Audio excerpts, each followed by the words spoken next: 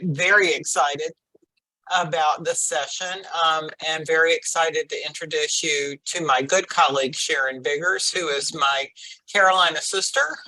We've been working together for a very long time. Sharon is somebody that I always turn to for help and advice and contextual information about working on tobacco control in the Carolinas. As you know, we share a border, so we share lots. She's got a great team. She's miles ahead of North Carolina in her work in some areas, and we just so appreciate her. And I learned about INS Tracker from Sharon and her team, and it got me really excited.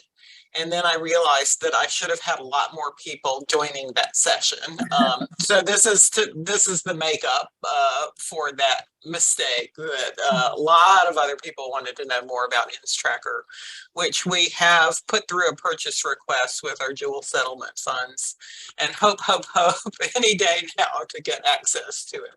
So with that, I'll turn it over to Sharon and have you all have a good introduction to this cool new tool that we have available to us. Thank you so much, Sally. Can everybody hear me okay? Wonderful, wonderful. I appreciate the kind words, and I can tell you that not only I, but all of the tobacco control program managers across the country appreciate learning from Sally. She is a jewel, an absolute just a wealth of knowledge about tobacco control. So I'm just lucky to have her close by, but she is a great resource for everyone. So thank you so much, Sally. Much appreciation to my Carolina sister. I'm excited to introduce our surveillance coordinator, Jaron King, who is the mastermind of our INS Tracker. And Jaron, if you are able to, I'm not sure if I don't see you quite yet on the screen, but if you are able to do that, Jaron is going to walk everyone through our INS Tracker. We were very, very excited to be able to work with RTI to contract with them to develop this INS Tracker for us. We realized that as we were going through our surveillance systems, and especially with our youth tobacco survey, that we could potentially be behind on the types of INS products because they are evolving so very rapidly. And so we initially wanted to get this tool for us to be able to track the different types of products as they were evolving, to make sure that our surveillance systems were really up to date. But we have learned, after having now 3 full quarters of the data, that it offers a whole lot more. So I'm going to turn it over to Jaron to walk everyone through the system. Thank you all so much, Sharon and Sally and Katie. And thank you just really quick before we get going on showing us your Miro board. That definitely wins the COVID cake as far as being an exciting icebreaker. So that was cool and excited to learn from y'all as your little brothers down to the south. But let me just share my screen real quick. So what I'm sharing is part of a presentation that we relatively recently gave. And let's see. And are you all seeing that okay? It should say the new surveillance tool, SC vaping dashboard. Okay, I saw Sally's head nod.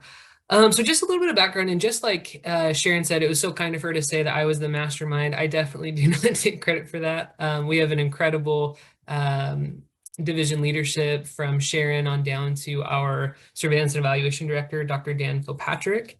And kind of all of us as a meeting of the minds came together and reached out to, and I honestly can't remember if it was Research Triangle Institute reaching out to us or us reaching out to them first, but they really set out to create this first of its kind tool to evaluate INS advertising spends and social media presence. And so the next few slides will just describe kind of some of the components that they've established for us. We did have a few requests that I'll go over, but what you're seeing are just screenshots of what they have. I opted to do this rather than the actual tool to show, just because sometimes we all know how internet connections can go. And that on top of that, just so you're aware, Sally, the other thing was just getting things with IT and making sure that we were able to visit this new web domain. I know was kind of a nightmare once we were in the office, and so it was nice to be remote at that point. But here we are anyway. So this is the landing page. And if you can see over here on the left, and in fact, it would probably help if I use this. If you can see over here on the left, we have the different places we can toggle. So this was the home again, the landing page, but then we have advertising, sales, Google, Twitter, and I will just go on from there. So this ends, ends advertising. The way that their advertising is set up and conglomerated, they use Nielsen and Kantar data. Because of that, these are national ends expenditures, so not necessarily just specific to South Carolina. That's what you see down at that graph in the bottom left. And it's really nice because you can toggle across not just different time frames, but also across different media channels. And then up in the top right, they actually do break it down by media markets. And because just because of the nuances of how it's all reported, this definitely, we can't say this is everything advertising expenditure wise, but especially the bigger brands, you see Q and Views are the two that I'd highlighted there in Charleston, that were pulled together. But again, because we share that border with North Carolina, of course, the Charlotte metropolitan area is a huge one that has the biggest advertising expenditure for South Carolina alone, and I'm sure would also be for North Carolina as well.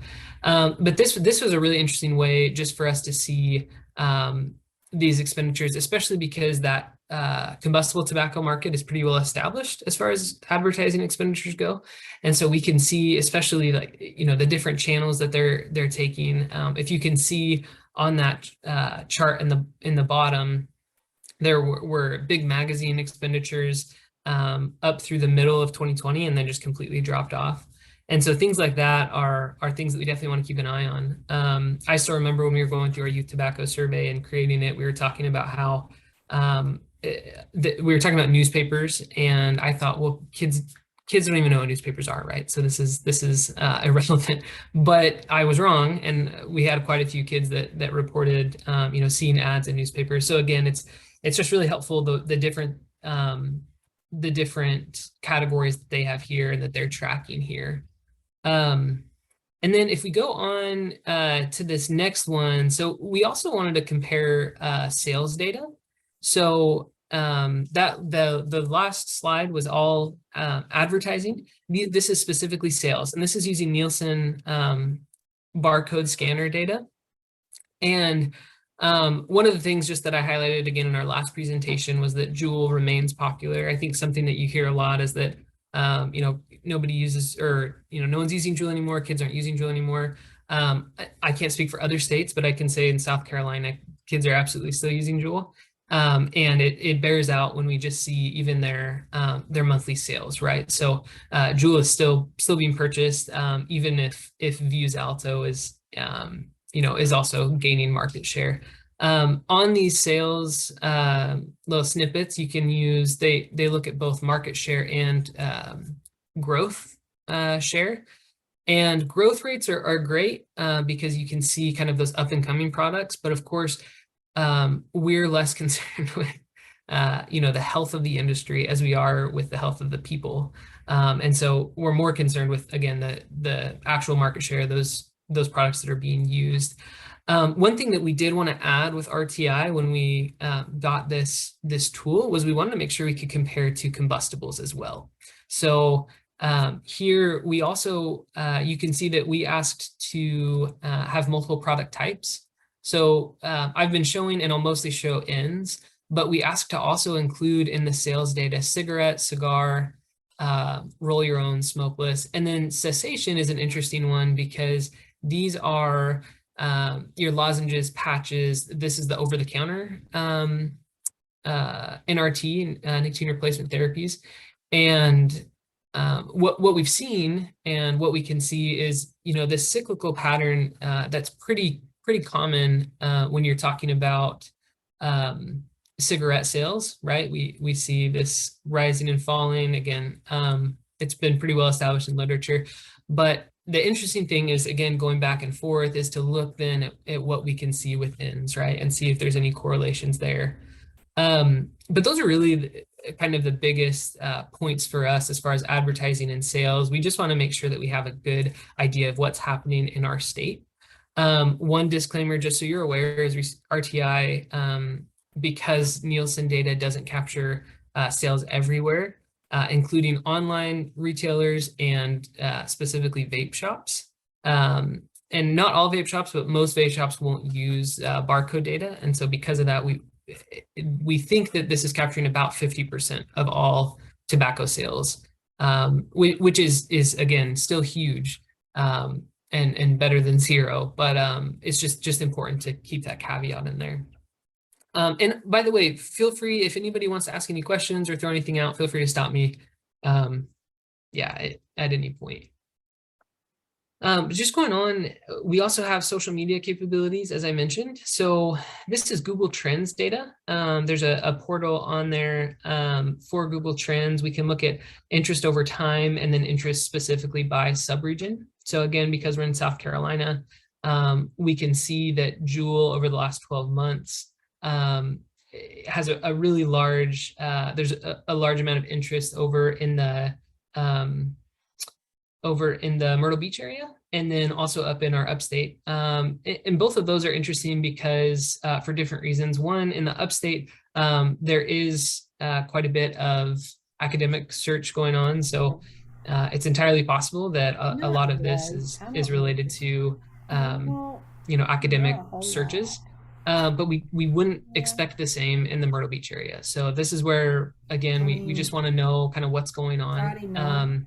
They have it already populated to do to track interest in Juul, Puff Bar, Zen, Velo, and then this new product HQD. Again, I don't know if it's popular in North Carolina or if it's something that you've seen. Sharon, can you yes, hold on a second? Yes, ma'am. Carlene, I can hear you. Can you mute yourself, please? Thank you. Okay, go ahead. Thank you, Sally. And yeah, so this HQD product, this was just one that really caught our eye or caught my eye as I was putting together this presentation. It's apparently a Chinese disposable e-cigarette company, and they started a USA brand just before that September 2020 PMTA deadline. Anyway, so that'll kind of be a through line as we go through the social media. But the other thing just to remember about specifically about Google Trends is that this will track, again, not just those that are interested in using the product, but this is also tracking things like news articles. And when news articles are being consumed, you'll see a lot more of an uptick in June or in Juul, right? And that makes sense because FDA had announced that marketing denial order.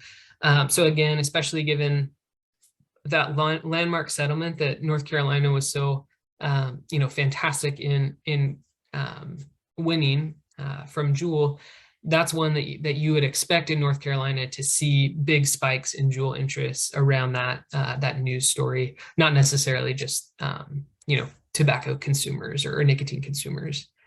But just going on, I had combined the Twitter and Instagram profiles. This is again from that HQD company that I shared. One thing that we are really interested in is this whole idea of, these models do not look like models that are saying, hey, I've smoked for 20 years and now I'm stopping. This is definitely, youth focused advertising that we want to stay ahead of. And so the nice thing is the way that this ends tracker works is we're able to sort by different handles. So this is the HQD handle that I sorted on both for Twitter and Instagram. And again, this is just a way, especially as far as, countering advertising, we can see what some of the big advertising points are. And one nice thing, again, about both the Twitter and Instagram portals is that this is what the kids would be seeing. This is what youth would be seeing. So it's not just specific to South Carolina, which is I think beneficial, right? Because the internet doesn't have geographic boundaries, so you would see this regardless of where you are. And again, we can look through multiple different handles, and then this is probably the one that I was most excited about, was Reddit. So I'm not a Reddit user, but it is really popular in the nicotine consumer industry and or consumer population. And here we see, so this I had just sorted by the top submissions over this last week, and the 3 that came up, quite a few were about using and different ways to use, but there were also a few that were about being visited by the FDA for vape shops, or explaining flavor bans, or where people can have their e-cigarettes when they're in a flight. Again, these are all things that that have different uses, right? We're not saying that this is just a user population, but there is just so much research that we can do. We have a couple presentations with a few of our research partners, a few academics across South Carolina here in the next couple of weeks, just to kind of pick their brains on how we can best reach public health goals by having this surveillance tool. But the whole idea that we really have here is just to make sure that we are aware of where the nicotine market is headed, right? Because we want to be able, the whole idea is to stop the next Juul before it gets going, because we don't want this new generation of users to, again, to become hooked on nicotine. I did want to share that this example post, so it's not meant to be representative or anything, but it stood out as I was making the presentation, and just thinking that simple counts of submissions per day aren't going to be enough when you're using this tool. Because again, this is somebody talking about currently aiming to quit vaping altogether. But then if you read the actual post, it seems much less like they're looking to quit than they are just looking for some other looking to continue their habit, maybe with different products. So those are really the biggest points of our ends tracker. I guess it might be the easiest. I was going to say I could stop sharing my screen, but it also might be easiest just to bounce back if y'all have any specific questions. The biggest thing that I do want to just let you know is that we are definitely still in the exploratory phase. There's so much data here that we don't want to be too quick to make any assumptions about what this is telling us. But there are some that we can draw very quick conclusions from, right? Like the advertising, like the sales data, where we can say, we know that, I'll go over to the sales data.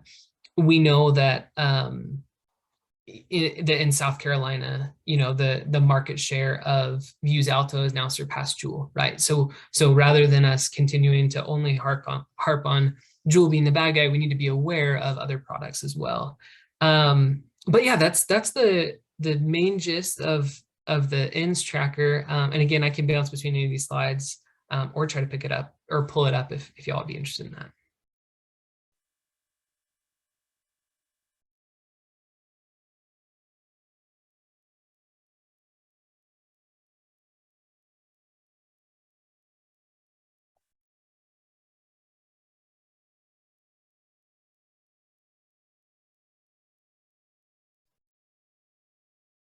So Sharon and Jaron, share a little bit more about how you are using this tool in strategic planning, both for your media work as well as for your surveillance work. If I could jump in just first off, Sharon, I think that what's been really exciting about this has been that, and I'm glad, Sally, that you mentioned media work first off. So we, just being aware of things like, for us, a big one was Kang Vape, right? These new products that we just were very, there we go. Sorry, I wanted to make sure I had the chat up in case y'all had anything. But these new products that we would be completely unaware of until our 2 or 3 year lag with our youth tobacco survey. we were actually able to see them in real time, right? See that they're being purchased. And that I think is probably the biggest thing that we've been doing. As far as strategic planning though, for our surveillance activities, again, we're in the process of just reaching out to our established research partners, and really anyone, making sure they know that we have this data available, and trying to create those collaborations so that we can dig into the data. Because again, there's so much here that we don't have the capacity, and with just our little surveillance innovation shop, to really run all of it. But we do know that this is a prime field that can be used for people. So that's the other thing. And then just one third item that I just want to throw out is that RTI is they've been an incredible partner with us. And so they're also very interested in pursuing publications on how this tool could be used. And obviously, as they continue to try to market their own tool, that's kind of a big point. So anyway, those are the three that stand out to me, but I didn't want to steal anything from Sharon if there's anything that she has as well. No, that's great, Jaron. I think we're finding that this tracker is really kind of the gift that keeps on giving. We are only beginning to scratch the surface of what we can learn from it. Obviously, as Jaron mentioned, we definitely wanted to stay, with the trends on the products and those kinds of things. Wanted to make sure that the next jewel didn't pop up and then we weren't aware of it. So, obviously from that standpoint, I think really initially it's more of an educational tool that we can use. But then I think it does have implications for the future from some of our policy efforts, as we see new products emerging, to make sure that our definitions are tight enough in our, say, smoke-free, vaping-free policies that it covers these products. Who would have ever thought, that they would go to the synthetic nicotine products even? I mean, we couldn't have even imagined something like that a few years ago. So just, really staying on top of what these products are doing from an educational standpoint, making sure that our messaging is appropriate, that we're not talking about like tank systems when, folks are using disposables, those kinds of things. I think a great point that Jaron made with the Reddit and the Google and the Twitter, we're able to see kind of real time some of these messages and some of the myths that may be out. So we're able to integrate that into some of our advertising, some of our messaging. I'd like to see us be able to use some of this information as we're developing our campaigns with Rescue, to make sure that the devices that are being depicted in the campaigns are reflective of what the trends are. Great. So just a few thoughts. Yeah, and with the real-time data, which is very exciting to us, remind everybody how often you get new reports from RTI. Absolutely. So we get reports quarterly, which is when they actually update they load in both sales and advertising data. But beyond that, the social media feeds are live. So if I go in today, occasionally there will be like a 1 or 2 day lag, but it's all machine learning. So it's all done without human intervention, but then they do have intermittent intervention. I honestly haven't asked how often they're going in to just make sure that what we're seeing is actually just ends related. But I do know that they do it relatively frequently, because anytime that I go in, I'm not seeing a lot of noise, I guess, in the data. So yeah, but quarterly is when we get our big report outs. It's been, honestly, that's one other thing too. It's been really nice to bring in our entire division. They have the opportunity to attend those report outs. And I think for me, one of the biggest things is just making sure we're all speaking the same language, right? Playing out of the same playbook, because and it actually reminds me, there was a really recent study out of UNC about just using the term vaping, right? And vapors, and how this, like, e-cigarettes as a term isn't a term that users necessarily use.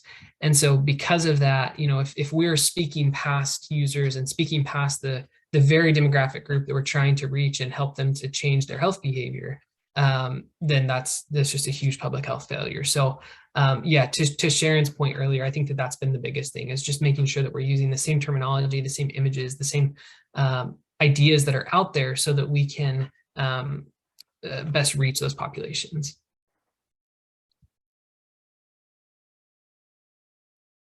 So I'll just say that that is super interesting, especially to me. I feel like I'm not targeted online for any of these kinds of ads. So even though we, have a social media for North Carolinians for tobacco free generation, just being able to see the other, the ads that are out there that we're up against would be awesome. Because personally, I'm not getting any of those targeted ads, and I don't go into convenience stores that have ads up. My streaming services do not give me any ads. So I think that's one thing that I would really look forward to seeing, Sally.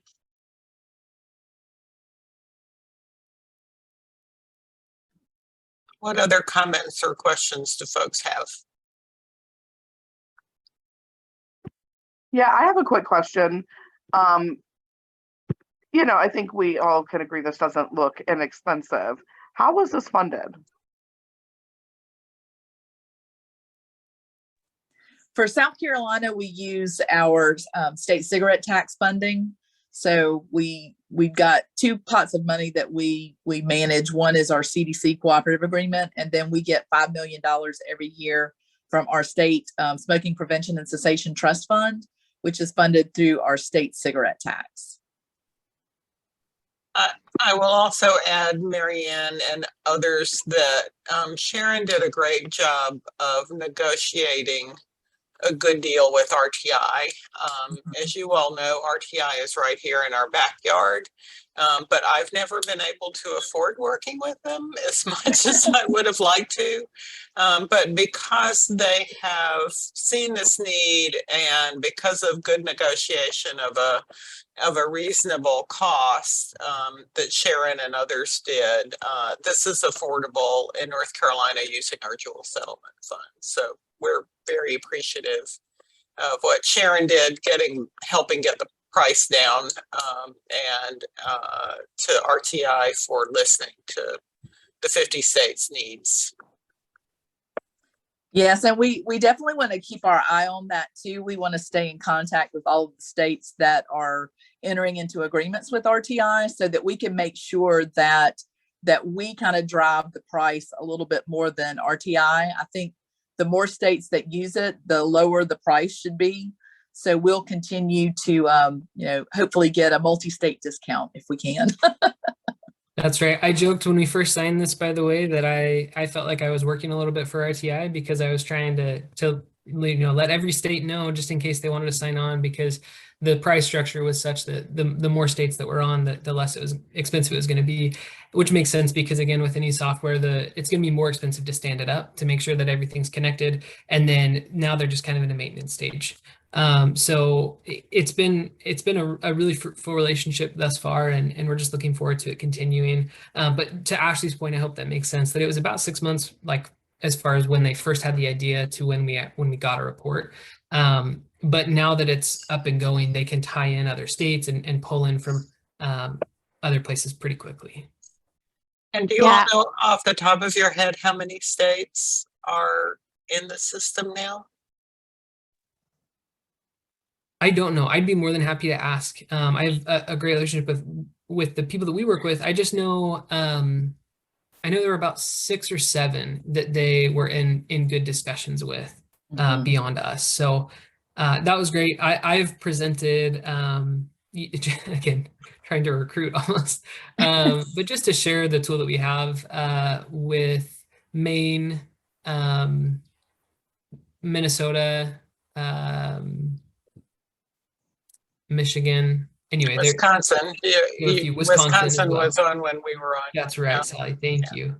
So yeah, and it's been it's interesting. Just to Marianne's point too, it does look really nice. I think that's another just point, is that it's really helpful, especially when we're sharing it with community partners, sharing screenshots or anything, because it's just not. it's really out of the box. It's really helpful for us.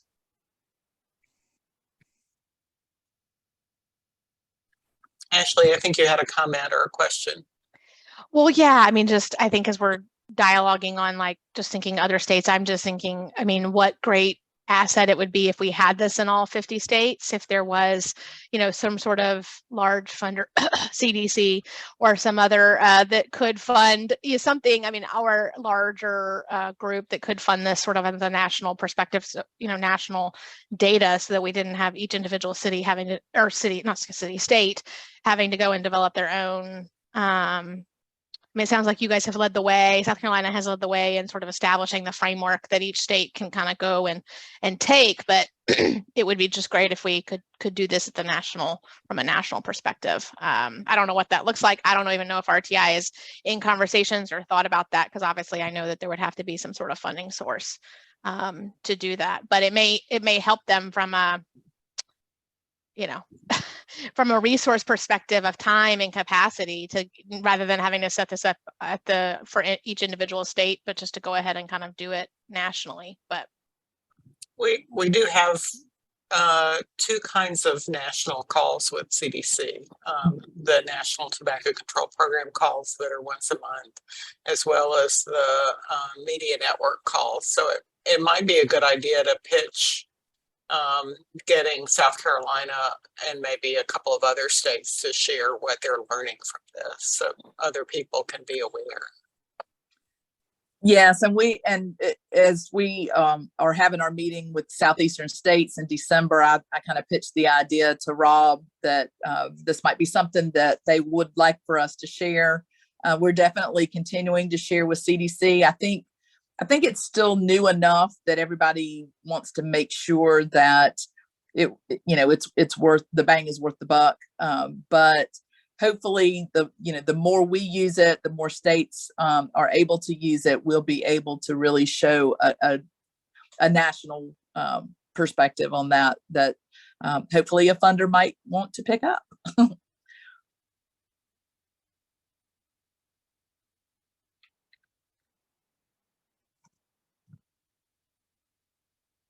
Any other questions?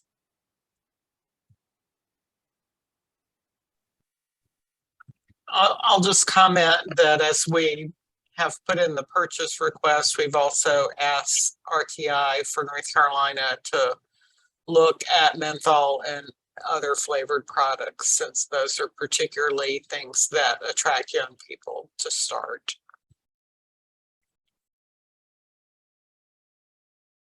That's a fantastic idea, Sally. And I think that's just one last thing that, if I had any parting thing to say, I'm really interested just in kind of where we can go from here. They did a great job setting up this tool. But again, as great as it is to know kind of where the nicotine landscape is and what it looks like, it's much more important for us to be able to actually intervene, right, and help to change behavior. And so, like you said, Sally, getting ideas on not just different products, but on different product types, flavors, things like that are going to be really important moving forward. And just looking forward to anyone that wants to collaborate with us on how we can best do that.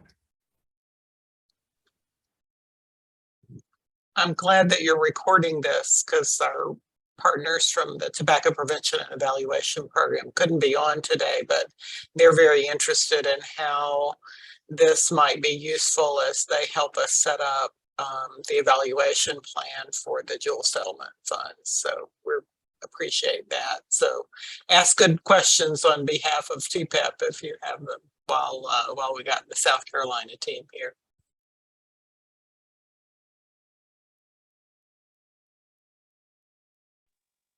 And certainly as others take a look at the video, please let them know that we're happy to answer any questions or have calls with folks. We're very excited about the tool and happy to share anything that we've learned, and really excited to see, as other states come on, what other opportunities we might not be thinking about that they may be. Thanks, that's great. Well, Sharon and Jaren, again, thank you so much. This was super interesting. And I know that a lot of people on the call were really looking forward to seeing this. And we really appreciate y'all taking some time out to demonstrate it. And we're excited.